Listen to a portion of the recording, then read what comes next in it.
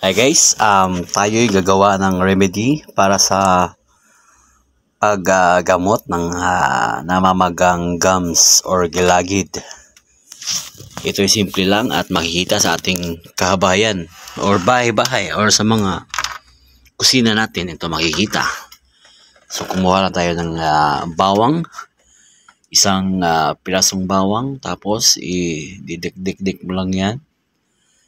Yan, pagkatapos ng dikdikin, lagyan mo ng malamig na tubig at saka mo isalin sa baso.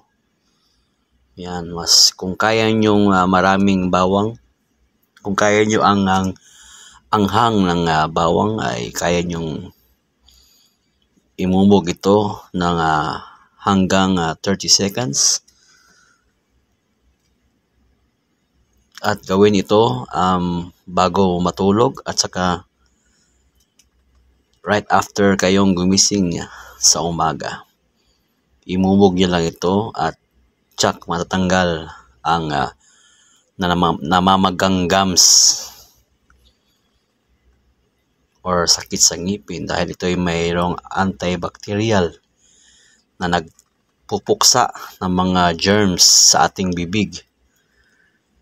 Kaya rin itong tanggalin ang mabagong hininga mo sa pamamagitan ng pagmumog ng malamig na tubig na may halong diniktik na bawang.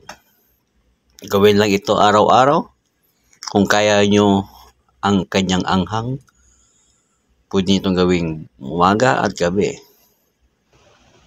At ang isa pang paraan o remedy para matanggal ang maga ng iyong gums ay kumuha lang kayo ng isang tela, tapos lagyan nyo ng maligamgam na tubig at saka nyo idampi sa mukha nyong makapal dahil sa namamagang gums.